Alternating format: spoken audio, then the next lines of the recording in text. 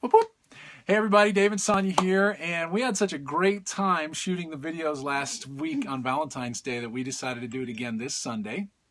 And it was really helpful to us because in preparing the videos, we had to do a lot of talking and digging. And so honestly, we're doing this for us, and we hope that it really adds value to you as well. So we're calling this one Relationships and Old Cars. And Sonia, you're going to have to tell us why in the world that title is up. That might sound a little odd, but the reason we named it that is because no one has a hard time realizing that with an older car, you have to do maintenance. And you have to be under that hood, checking things out, tweaking this, tweaking that, making sure that part's going to work, or you'll find yourself on the side of the road. Absolutely. So in our relationship, something that's worked well on our best days is when we get away by ourselves and we ask this question, what is ideal? And we might ask it about parenting, we might ask it about this topic or that. And so that's what we're going to sort of recommend today. But Sonia, why would we focus on the ideal? It seems the easier thing to do is, you know, for me to say, hey, stop doing that, or I hate it when you do that, or why do you always do that? Right. An ideal puts it into a positive area instead of setting yourself up for disappointment or someone in the relationship feeling discouraged and maybe a little bit demeaned. We want to completely obliterate that idea. What we want to do is focus on ideal for the person, for the relationship, for the situation. And almost every time we've asked ourselves that question, it hasn't been difficult to figure out what ideal looks like to us. Right, and we feel like that the combined ideals of the two partners in a relationship is the best. Like it's the best life possible. So here's the thing. Just like using the wrong tools, before we jump into this, using the wrong tools to repair a car could be dangerous and it could also be very frustrating. There has to be some tools employed here before you jump into this. And so we've learned this.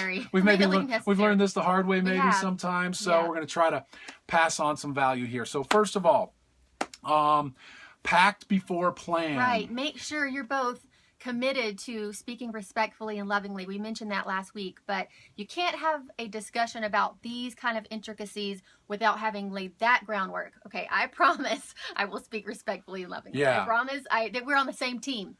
We're in this together. We're heading for the benefit of the relationship because it's worth it, right? Because of what is available for the both of us. Right. I think one test that you can run to see if you're ready is, could you honestly look at your partner, your significant other, in the eyes and say, what could I do better? And really want them to answer honestly. Right. If you can't ask that question, I'm thinking you're not ready yet. Right, because it's really not about being able to receive criticism, but it is about being able to see that you're off base a little bit and something you can correct.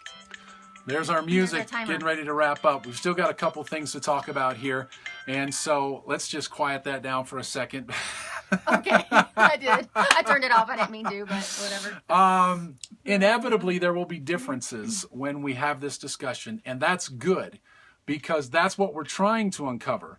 So just a few thoughts about what to do with differences. First of all, embrace it as a gift. You're trying to uncover the differences because it is in the combination, the collaboration of both parties' ideals that your best life is waiting for you. Right. You really have to embrace that. You wouldn't be happy if your spouse isn't happy.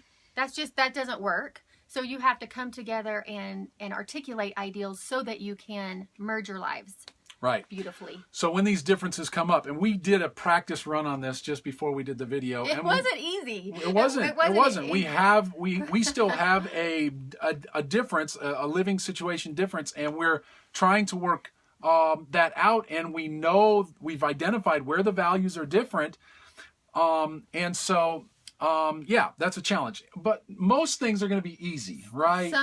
I like my spaghetti with meatballs. You don't like your spaghetti with meatballs. But I can make meatballs. He can throw them in. You know. That's easy. Solve the easy stuff. Just solve it and go on. That's going to be most of it. Yeah.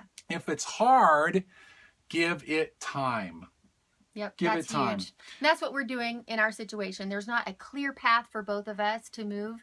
So we're both respecting each other's differences of opinions and waiting on the door that is the perfect one for both of us. Right. That answer is going to come, but it's not going to come through fighting with each other. It's going to come through envisioning, maybe in prayer, maybe in meditation, maybe just on a walk, envisioning the combination of those ideals.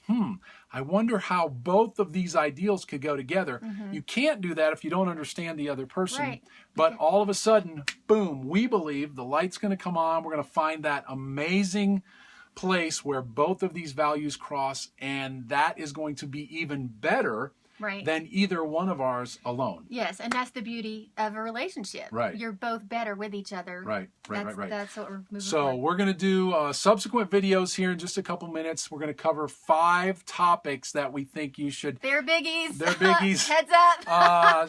First one is sex. We're going to do that one first. So tune in next time. And thank you so much for joining us. Thanks, everybody. Bye.